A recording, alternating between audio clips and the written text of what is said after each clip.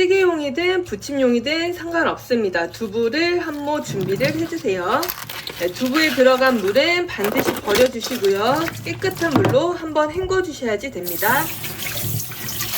약불로 달궈진 프라이팬에 두부를 넣어서 익혀주세요.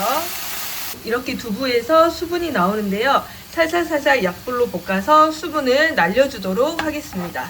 밥 대신에 두부를 먹는 거기 때문에 밥처럼 고슬고슬한 식감이 나도록 충분히 볶아주세요. 볶다가 어느 정도 수분이 날아가면 후추와 소금을 한 꼬집씩 넣어서 간을 맞추도록 하겠습니다.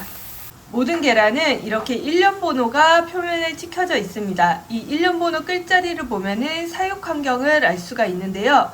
주로 1번이나 2번이 사육 환경이 좋기 때문에 최소한 2번으로 끝나는 계란을 추천을 합니다. 자세한 사육 환경은 자막을 참고를 해주세요. 그래도 후추와 소금을 추가.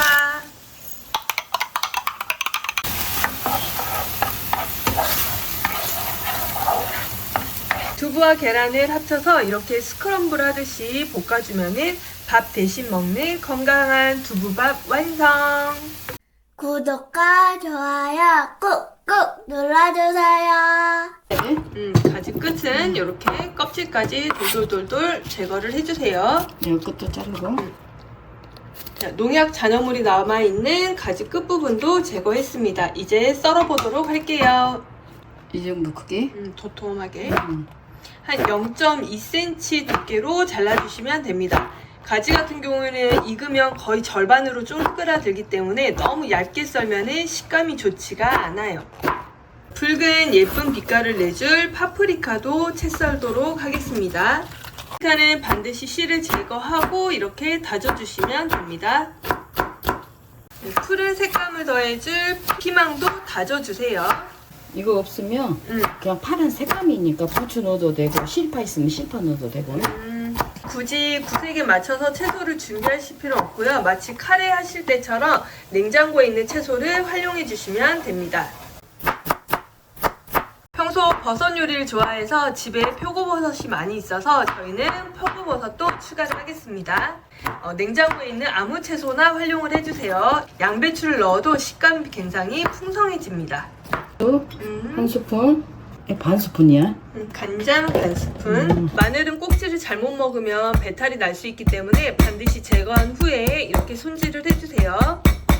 마늘을 갈아서 냉동에 보관한 후 사용을 하셔도 됩니다. 근데 이렇게 즉석에서 갈아서 만드는 게 훨씬 더 향이 좋아요. 약불로 달군 프라이팬에 올리브유를 넣어주시고요. 자, 이제 달궈지고 나면은 마늘기름을 내도록 하겠습니다.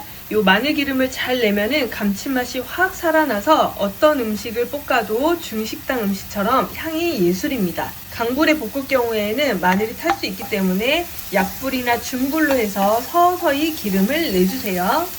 마늘기름이 어느 정도 완성이 됐으면 가지 투하. 마늘향이 골고루 입도록 가지를 볶아줄게요. 자, 양념을 1차로 추가를 하겠습니다. 자, 가지를 딱 30초 익힌 뒤에 채소를 넣어주세요. 나머지 채소는 중불로 빠르게 휘리리 볶아주시면 됩니다. 채소는 약불로 익힐 경우에는 물러질 수 있기 때문에 비교적 강한 불로 휘리리 볶을게요. 자, 남은 양념도 투하. 양념이 골고루 배이도록 맛있게 볶아주세요. 채소 넣고 딱 10초 볶은 후에 불을 꺼주시면 됩니다. 잔불로도 채소가 충분히 익기 때문에 이렇게 불을 끄고 나머지 잔열로 익혀줄게요. 불을 꺼준 후에 참기름을 넣고 고소한 풍미를 살렸어요. 마무리로는 깨도 투하. 이렇게 하면은 덮밥 고명이 완성이 되었어요.